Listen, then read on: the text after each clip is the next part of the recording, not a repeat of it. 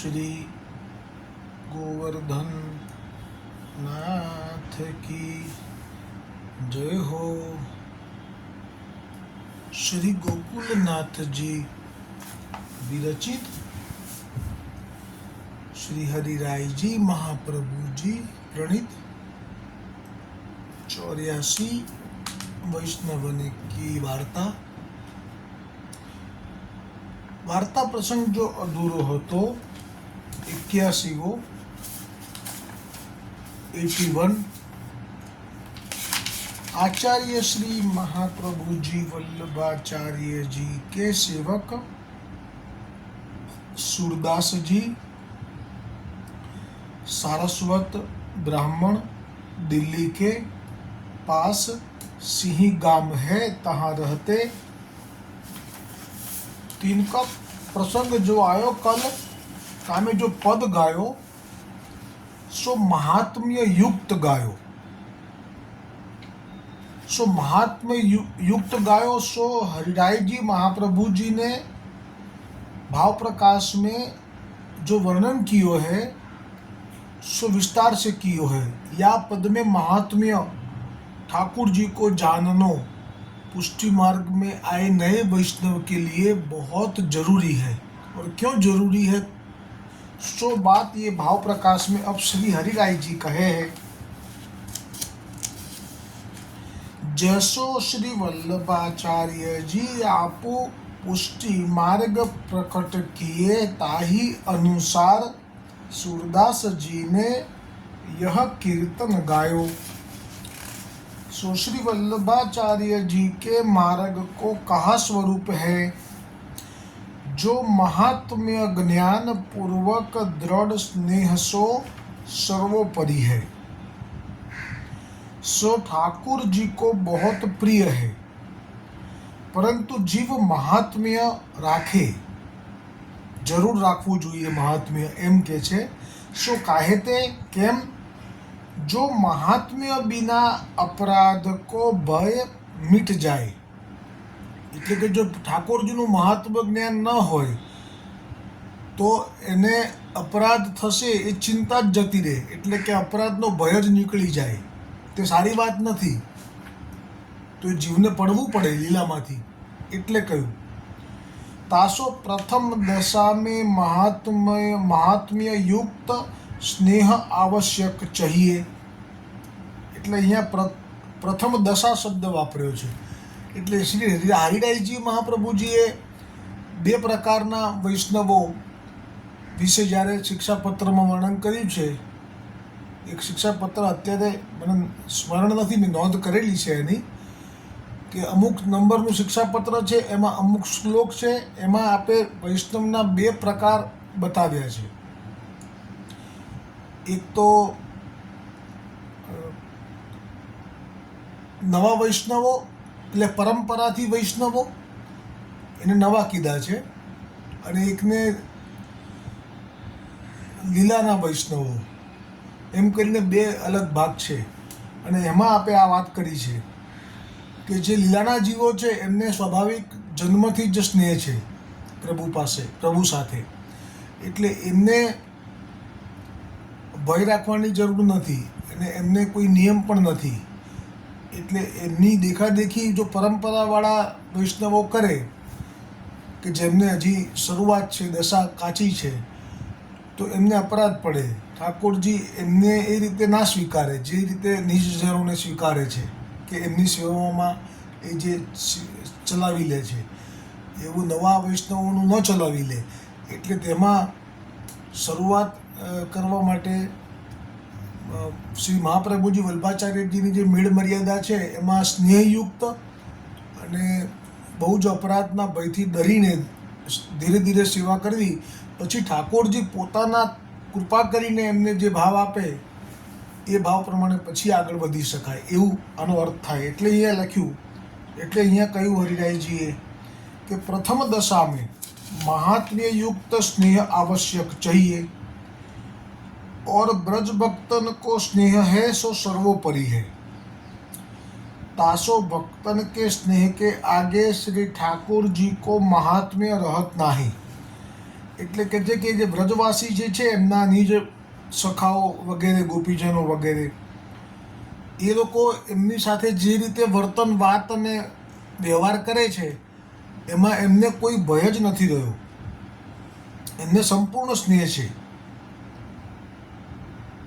અને એમની ત્યાં મહાત્મ્ય પણ નથી કે આ સાક્ષાત પરળ બ્રહ્મ છે તો અમારે વિવેક રાખવો જોઈએ કે આ રીતે એમના ખભે હાથ ના મૂકી દેવાય, કે એમની સાથે આવી રીતે વાત ન કરાય, કે એમને મારામાંથી એઠું ન ખવડાવાય. આવો કોઈ એમને મહાત્મ્ય જ્ઞાન જ એમના મનમાં નથી. પણ આવી જો ચેષ્ટા કોઈ નવો વૈષ્ણવ કરવા જાય તો એ પડી જાય.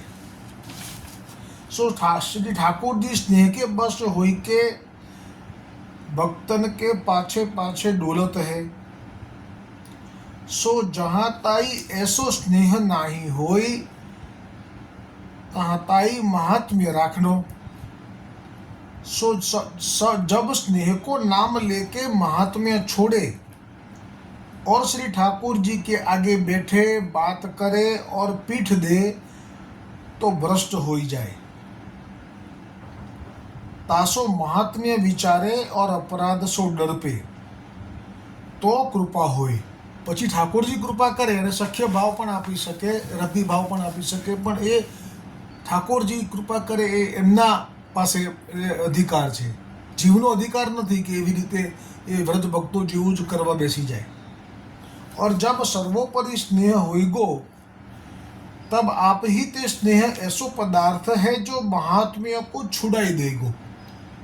એટલી સુંદર વાત છે કે જો તમે સેવા ઠાકોરજીની શરૂ કરી અને જ્યાં તમારી અંદર પ્રેમ, આસક્તિ અને વ્યસન એ 3 તબક્કા છે આપણા માર્ગમાં, એટલા માટે જ સેવા છે કે જેમાં પ્રથમ તો પ્રેમની પ્રાપ્તિ થાય ઠાકોરજીમાં, પછી આસક્તિ થાય, એકદમ કશું નથી થતું, સમય જ જાય છે આમાં થોડો અથવા વધારે, જીવો જીવ, અને છેલ્લે વ્યસન દશા જે ગજ્જન ધાવનજીને હતી. તો પ્રેમ, આસક્તિ અને વ્યસન આ જે 3 પ્રાપ્તિ કરવી છે એટલા માટે જ શ્રી મહાપ્રભુજી વલ્ભાચાર્યજીએ સેવા પ્રગટ કરી છે. અને એના 2 મુખ્ય કારણ છે કે જે આનંદ ગોલોકમાં તો લઈ જ રહ્યા છે વૈષ્ણવો, પણ એ જ આનંદ ભૂતલ ઉપર વિશેષ છૂટથી લઈ શકે છે. કારણ કે ગોલોકમાં જે સેવા છે એ તો એક નક્કી કરેલી, જેને ધારો કે શયનની સેવા છે તો કોઈને પાન બીડાની છે તો કોઈને નિકુંજ સંવારવાની છે, તો તે સેવાથી આગળ પાછળ બીજી સેવાનો અધિકાર ત્યાં તો નથી અને નથી. પરંતુ અહીંયા જો એ બ્રહ્મસંબંધ લે છે અને સેવા શરૂ કરે છે તો અહીંયા એમને બધી જ સેવાઓ કરવાનો અધિકાર છે. એટલે તો ભૂતલ ભક્તિ પદાર્થ મોટું અમરાપુરમાં નાહી રે. ગોલોકમાં પણ નથી આવી કૃપા કે બધી સેવા કરી શકો તમે. આરો ગાવાની સેવા અહીંયા થઈ શકે છે, ત્યાં નથી થઈ શકતી. એ જેનો અધિકાર છે તે જ કરી શકે છે. એટલે અહીંયા શ્રી હરિરાયજી કહે છે કે સ્નેહ એસો પદાર્થ હૈ જો મહાત્મ્ય કો છુડાઈ દેગો. પછી મહાત્મ્યનો ભય નહીં રહે. પછી ઠાકોરજી સામેથી જ એવી કૃપા કરીને એવું કરશે કે તમને પછી બીજું કશું સ્ફૂર્તિ જ નહીં રહે. પછી તમને કંઈ ખબર પણ નહીં પડે કે અપરાધ થયો કે ના થયો, કારણ કે ઠાકોરજીનું મહાત્મ્ય જ્ઞાન જતું રહેશે. સો 10મ સ્કંદ में वर्णन है जो श्री भगवान ने बार बार महात्मा ज्ञान ब्रज भक्तन को और श्री यशोदा जी को दिखायो. सो पूतना वध करी, सकट तृणावर्त करी, यमलार्जुन करी, बकासुर, धेनुक, काली नाग दमन करी के લીલા મેં મહાત્મ્ય દિખાયો. એટલે આ જે લીલા થઈ છે, જે હમણાં હરિરાયજીએ કહી તે, એ કોઈ મનુષ્યથી ના થઈ શકે એવી લીલા છે. દેવતાઓ પણ જેનાથી ત્રાહિમામ થઈ ગયા હતા એમનો ઉદ્ધાર એ ઠાકોરજી સાક્ષાત પૂર્ણ બ્રહ્મ છે એવું મહાત્મ્ય પ્રગટ તો કરી દીધું હતું. પણ આ કેવી કૃપા છે ઠાકોરજીની કે પોતાના જે નિજજનો છે એની દ્રષ્ટિમાં આપને પરળ બ્રહ્મ થવું જ નથી. એમને તો જે સખા ભાવ છે, જે સખી ભાવ છે, એ જ ભાવમાં અથવા તો વાત્સલ્ય ભાવ છે યશોદાજીનો, એ જ ભાવમાં રહેવું છે. એમને ભગવાન થઈને પૂજાવું જ નથી. એટલે તો આ વ્રજ ભક્તો કો સ્નેહ પરમ અદ્ભુત અનિवर्चनीय है, तासो महात्म्य तथा ईश्वर भाव ન ભયો. એ ભગવાનની કૃપાથી ના ભયો. વસુદેવ દેવકીને આ મહાત્મ જ્ઞાન હતું કે મારે ત્યાં, કારણ કે એમને દર્શન જ થયા હતા જેલમાં એવા ચતુર્ભુજ નારાયણના, અને એટલે જ એમને ખબર પડી ગઈ હતી કે આ તો ભગવાન જ છે. એટલે એમને એવો ભાવ થયો જ નહોતો જે યશોદાજીએ લાભ લીધો અને નંદ બાવાએ. એવો લાભ તો વસુદેવજીને મળ્યો જ નહોતો અને મળવાનો પણ નહોતો, કારણ કે અધિકાર એમનો નહોતો. એમણે વેદોક્ત નારાયણને માટે જ થઈને તપ કર્યું હતું. એમને વ્રજના ઠાકોરજીની ખબર પણ નહોતી, એટલા માટે જ ડાયરેક્ટ આપ ગોકુલ ગયા મથુરા છોડીને. પરંતુ જ્યારે પાછા આવ્યા, પણ હવે તો એમને પિતા તરીકે જે સુખ મળવું જોઈએ, જે એમનો અધિકાર છે, કે 11 વર્ષના થઈને આવ્યા છે, તો 11 વર્ષના પુત્રના પિતાનો જે આનંદ મળવો જોઈએ એ પણ નહોતા લઈ શકતા, કારણ કે મહાત્મ્ય જ્ઞાન થઈ ચૂક્યું છે. એટલે એમને ગળે વળગાડવા, છાતીએ વળગાડવા, ચૂમવું, એમને વહાલ કરવું, એમના મસ્તકમાં હાથ ફેરવવો, મારો દીકરો, મારો લાલો, આવું કહેવા માટેનો પણ ભાવ નહોતો બંનેમાં, દેવકીજીમાં પણ નહોતો. ત્યારે ઠાકોરજીએ આપે માયાને વિશેષ આજ્ઞા કરી કે હવે તમે એમને મારું મહાત્મ્ય જ્ઞાન ભૂલાવી દો, તો જ આ લીલા આગળ થઈ શકશે. અને મારે એમના ત્યાં પુત્ર તરીકે હવે ઘણા વર્ષો સુધી રહેવાનું છે. તો આવી રીતે તો કેવી રીતે હું રહી શકીશ? પુત્ર ભાવ જ પ્રગટ નથી થતો એમનામાં.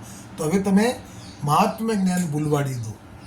ત્યારે વસુદેવજીનું, દેવકીજીનું મહાત્મ્ય જ્ઞાન માયાદેવી, ઠાકોરજીની જે દાસી છે માયા, એમણે આ ભૂલવાડ્યું. એટલે તરત જ પોતાના પુત્રના માટે આંખમાંથી અશ્રુની ધાર થઈ અને 11 વર્ષનો જે વિયોગ હતો એ પ્રગટ થયો અને પોતાના છાતીએ લઈ લીધા અને દેવકીજીએ ખોળામાં લઈ સ્તનપાન કરાવ્યું.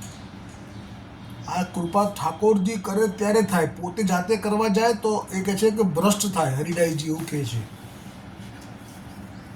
સો એસો સ્નેહ પ્રભુ કરી દાન કરે, તાકો આપ ही ते महात्म्य छूटी जाएगो. और जाको स्नेह पति, पुत्र, स्त्री, कुटुंब में तथा द्रव्य में है और अपने देह सुख में है, सो भगवान को महात्म्य छोड़ी लौकिक रीति करे तो श्री भगवान को अपराधी होय. એટલે આ જે વૈષ્ણવોમાં પણ 2 પ્રકાર છે એ પ્રસંગ આવી ગયો.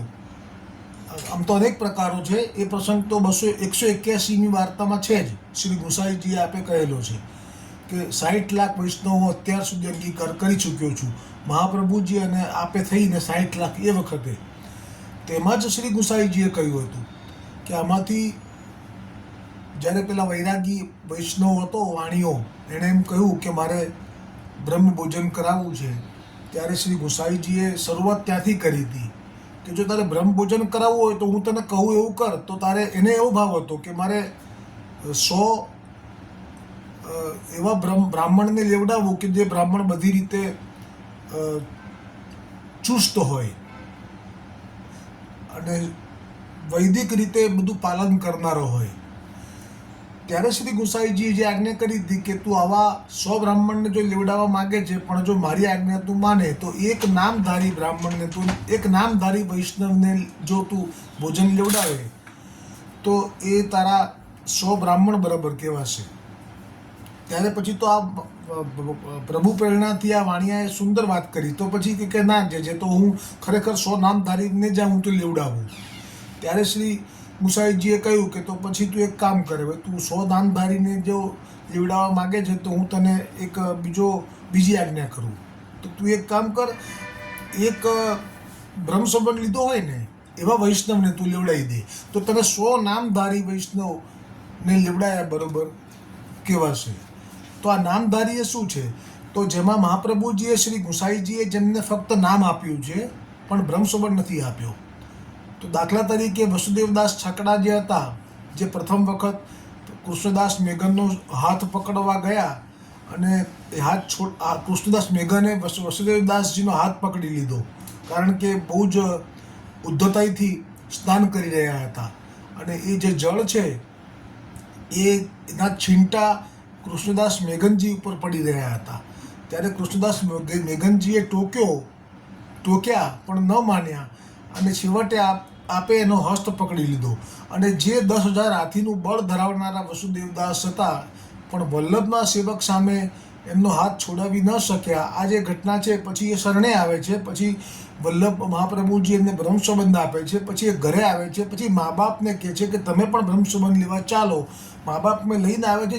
સાથે બાજુમાં જ રહેતા પડોશી ગોરજા સમરાઈ એ પણ કહે છે કે અમે પણ ચાલીએ. તો 4 જણા આવ્યા, વસુદેવજીના મા બાપ અને બાજુવાળા સાસુ વહુ. તો એ વખતે વલ્લભાચાર્યજીએ કહી દીધું કે આ દૈવી નથી તારા માતા પિતા, એટલે હવે એમને નામ આપીશું, તો આ નામધારી કહેવાય. અને પેલા દૈવી હતા તો એ બેને બ્રહ્મ સંબંધ આપ્યો. દૈવી એટલે કે લીલામાં હતા પહેલાં અને પછી પડ્યા, એ રીતે દૈવી. અને આ બે દૈવી નહોતા એટલે કે લીલામાં પહેલાં નહોતા ગોલોકમાં, એટલે એમને બ્રહ્મ સંબંધ ના આપ્યો અને નામ આપ્યું. તો હવે નામધારી થયા. તો નામધારી થયા એટલે એમનો ઉદ્ધાર નિશ્ચિત થઈ ગયો, કારણ કે મહાપ્રભુજી સાક્ષાત પૂર્ણ બ્રહ્મ કોટી કરોડો બ્રહ્માંડોના અધિપતિ એવા શ્રી કૃષ્ણચંદ્રના મુખારવિંદથી પ્રગટ થયા છે અને આમ સ્વામિનીજી રૂપ છે. એટલે આપને શરણે આવેલો જીવ હોય એના માતા પિતાનો ઉદ્ધાર થાય એમાં કંઈ બહુ શંકા તો ક્યારેય ન કરવી, પણ છતાંય નામ આપતા એટલે એમનો ઉદ્ધાર થઈ જતો. એટલે કે પછી એમને જે ભવસાગર કહેવાય છે, જે પશુ પક્ષીઓની યોનિઓ આપણે જોઈ રહ્યા છીએ આજુબાજુમાં ઘરના આંગણામાં, તો એ બધાને તો નથી રસોડું, એટલે કે એ લોકોને રાંધેલું ભોજન નથી મળતું, એ લોકોને કપડાં પણ નથી મળતા પહેરવાના, અને એ લોકોને રહેવાનું મકાન પણ નથી. અને રાત દિવસ આહાર, નિદ્રા, ભય અને મૈથુનમાં એમનું જીવન વ્યતીત થઈ રહ્યું છે. તો ભક્તિ તો કરી શકતા નથી. શરીર છૂટશે જે યોનિ છે હાલમાં, કૂતરું હોય કે પક્ષી હોય, તો ફરી પાછો નવો જન્મ થશે, એમાં મનુષ્ય જન્મ મળવો એ તો સ્વપ્નમાં પણ અત્યારે સંભવ લાગતું નથી. તો એટલે જ આ અગાધ ભાવસાગર કીધો છે કે જેનું માપ કોઈ પામી શક્યું નથી. એક વખત આમાં ગયો પછી ક્યારે બહાર આવે છે એની કલ્પના પણ કોઈ મનુષ્ય કરી શકતો નથી. તો એ ભવસાગરમાં હવે ડૂબવું નહીં પડે એવી કૃપા, એટલે કે નામધારી વૈષ્ણવ. તો નામધારી વૈષ્ણવનો એક પ્રકાર શ્રી ગુસાઈજીએ કહ્યો. પછી કહ્યું કે જેમણે બ્રહ્મ સંબંધ લીધો છે એવો કોઈ જો જીવ હોય તો એને તમે લેવડાવો, ભલે પછી સેવા નથી કરતો. આ શ્રી ગુસાઈજીએ જે કહેલા 60 લાખના સૃષ્ટિના અંગીકાર કર્યા પછીની આ વાત છે કે તો એ ભલે સેવા નથી કરતો મેળ મર્યાદાથી, પણ બ્રહ્મ સંબંધ તો લઈ લીધો છે. તો તેવા જીવને તમે લેવડાવશો ને, તો પેલા 100 બ્રાહ્મણોને લેવડાયા બરોબર, અરે 100 નામધારી વૈષ્ણવોને લેવડાયા બરોબર કહેવાશે. તો હવે બ્રહ્મ સંબંધ લીધેલાને લેવડાવવાની વાત આજ્ઞા કરીને તો આ પાછા વાણિયા જૈન વૈષ્ણવ વાણિયા જે એવા હતા કે એમને અચાનક ચડી કે ના તો કૃપાનાથ હવે હું છે ને 100 બ્રહ્મ સંબંધી વૈષ્ણવોને લેવડાવી દઉં. હવે તો શ્રી ગુસાઈજી પણ આજે તો વચનામૃત કરવામાં ખીલ્યા છે, અને આપને પ્રગટ કરવું છે મહાત્મ્ય કે કયો વૈષ્ણવ વધારે ચડિયાતો. એટલે આપે હવે પછી આગળ કહ્યું કે તો પછી એક કામ કર, તું 100 બ્રહ્મ સંબંધી વૈષ્ણવને લેવડાવવાનું કે છે ને, એના કરતાં એક કામ કર, વલ્લભની મેળ મર્યાદાથી જો કોઈ સેવા કરતું હોય ને એવો એક જ બ્રહ્મ સંબંધી હોય ને જે સેવા સાથેનો, એને તું લેવડાય. તો પેલા 100 જણને નહીં લેવડાવે બ્રહ્મ સંબંધીઓને જે સેવા નથી કરતા તોય ચાલશે. તો આ એકદમ ખુશ થઈ ગયો કે જે કે ઓહો, તો જે હું ખરેખર કહું તો મેળ મર્યાદાવાળા 100 હોય ને એને હું લેવડાવવા માટે તો મનોરથ કરી જ બેઠો અત્યારે જ. પછી તો શ્રી ગુસાઈજી કે તો આટલું બધું તારે 100ને લેવડાવવાની જરૂર નથી, તું એક કામ કર, હવે મેળ મર્યાદા તો કરે જ છે પણ એમાં સાથે પ્રેમથી ઠાકોરજીની જે સેવા કરતો હોય એને ઠાકોરજીને સાનુભાવતા બતાવતા હોય એવો એક જ વૈષ્ણવ હશે તો પણ ચાલશે. તો પેલા 100ને લેવડાવવાની જરૂર નથી મેળ મર્યાદાવાળાની. અને પછી આપે આ પ્રેમ શબ્દ જે વાપર્યો એટલે હવે શરૂઆત થઈ પ્રેમ, આસક્તિ અને વ્યસન, આ 3 જે સ્ટેજ છે જે પાર કરવાના છે, એમાં જે પ્રેમ સુધી પહોંચ્યા છે એના માટે કીધું તો કે આવા હું 100ને લેવડાવું. ત્યારે ગુસાઈજી કહેતા ના, એક કામ કરતો આસક્તિ જેને હોય ને ઠાકોરજીમાં એવું એક જ લેવડાય, તો આની જરૂર નથી. અને છેલ્લે જ્યારે કીધું કે હવે તું એમ ના કહેતો હું આટલા 100ને લેવડાવી શકીશ, એમ કરીને છેલ્લે આપે વ્યસન દશાવાળાને તો એકને લેવડાવે તો તારે કોઈને લેવડાવવાની જરૂર નહીં, એમ કરીને આપે વૈષ્ણવના વિવિધ પ્રકારોની રજૂઆત કરી હતી કે વૈષ્ણવ એક જ સરખા નથી, બધાને સેવા પધરાઈ પણ નથી. સામેથી માગી તો પણ ના પાડી. રામાનંદ પંડિત જલેબીવાળો છે એને પણ ના પાડી. ઘણા બધા વૈષ્ણવોને આપણે ના પાડી છે. અહીંયા ગોપાલદાસ ક્ષત્રિય નરોડાની બેઠક જે છે એને પણ ના પાડી, હસ્તાક્ષર અને ગદ્ય મંત્ર લખીને આપ્યો અને એને ભોગ ધરીને લેવાનું કીધું. અને કેટલાયને તો કોઈએ તો પૂછ્યું નથી કે મને સેવા કરવી છે, એમ સામેથી આજ્ઞા કરી નથી. એનો મોટામાં મોટો દાખલો જોઈતો હોય તો જે ખરબૂજાવાળો શેઠ છે જેનો પ્રસંગ આવે છે એ તમારે વાંચી જવો 252 વૈષ્ણવની વાર્તામાં. એ ખરબૂજાવાળા શેઠના પિતા હતા, આગ્રામાં રહેતા, સંતદાસ ચોપડાથી એમનો સત્સંગ થયો અને શ્રી ગુસાઈજીમાં પ્રીતિ થઈ, એટલે દૈવી જીવ તો હતા જ. અને એમણે તો નામ પણ લીધું અને બ્રહ્મ સંબંધ પણ લીધો, પણ એમણે માથે સેવા નથી પધરાયેલી. અને એમનું જીવનચર્ય કેવું હતું તે ટૂંકમાં લખ્યું છે કે સંતદાસ ચોપડાને ત્યાં નિત્ય વાર્તા પ્રસંગમાં આવીને બેસતા અને ઘરે કેવી રીતે લેતા એ નથી લખ્યું, પણ બીજા બધા પ્રસંગોથી જોવા મળે છે કે લોકો માનસીમાં પણ ઘરે રસોઈ કરે, મનથી શ્રીનાથજીને તો યાદ કરી જ લે અને ભોગ મનોમન ધરીને પછી લેતા હશે, કારણ કે ઠાકોરજી ઘરે બિરાજતા જ નથી. એવા તો આ 60 લાખમાંથી કેટલા લાખ છે. અને પેલો જ પ્રસંગ જુઓ ને, જે ખાસા ગાડી મોકલે છે શ્રી ગુસાઈજી. હવે એની પાસે તો ક્યાં ઠાકોરજી છે, કારણ કે એ તો નિષ્કિંચન છે. તો નિષ્કિંચન એ જે હોય, જેને મહેનત મજૂરી કરવાની હોય, એને પણ શ્રી ગુસાઈજીએ શ્રી વલ્લભે સેવા નથી પધરાવેલી.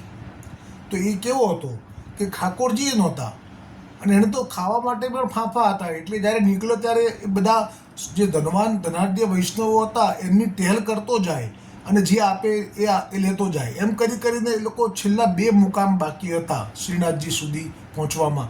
શ્રીનાથજી એટલે શ્રી ગિરિરાજ ગોવર્ધન સુધી 2 રાત્રિના મુકામ બાકી હતા. અને એ પહેલાં તો બંધ કરી દીધું આ લોકોએ ટેલ લેવાનું. ધનવાન હતા એ લોકોએ જે એની બધી છાણા લઈ આવે, લાકડા લઈ આવે, બધું પરચુરણ કામ કરી આવે એટલે એને આપે પ્રસાદ. એ લોકોએ જરૂર નથી એમ કરીને બંધ કરી દીધું. એટલે આ તો ફસાયો. હવે એની પાસે દ્રવ્ય નથી, ઠાકોરજી તો છે જ નહીં. હવે દ્રવ્ય નથી, હવે એને તાવ આવ્યો.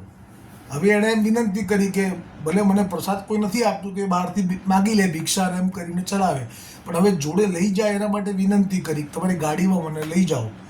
2 દિવસ બાકી, 2 રાત્રિ બાકી રહી છે.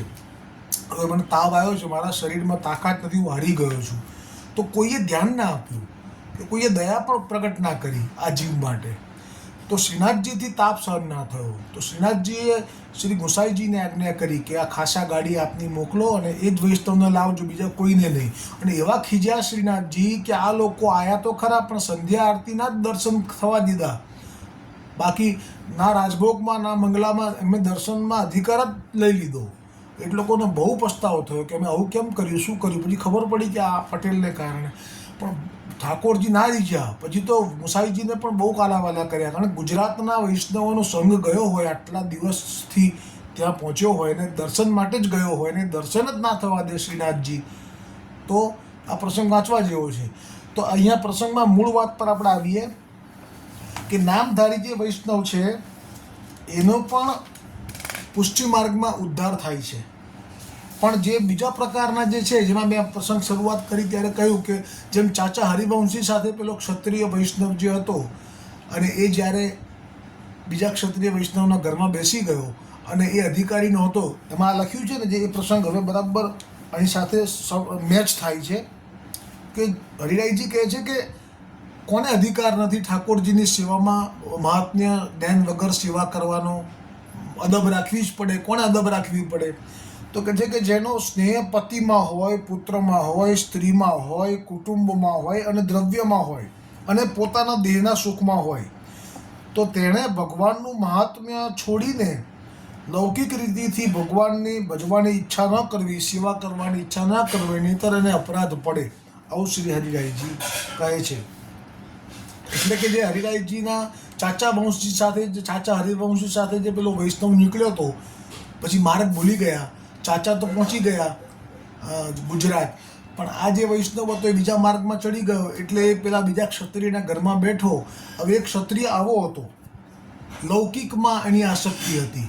વૈષ્ણવ જ હતો એ પણ, એને પણ બ્રહ્મસંબંધ હતો, એને તો ઘરમાં મેળ મર્યાદાથી સેવા પણ હતી અને ખૂબ ઠાકોરજી આરોગ આવતો. લખ્યું છે અંદર, ખૂબ પ્રસાદ લેવડાયો છે એક ક્ષત્રિય ચાચા હરિવંશજીના સેવકને. અને ચાચા હરિવંશજીના સેવકને વાર્તા પ્રસંગમાં નિકુંજની દિલામાં એટલો આનંદ આવતો કે એમને એમ થાય કે હું કોને કહું. તો આને કહેવા બેસી ગયા. હવે આનો અધિકાર નહોતો.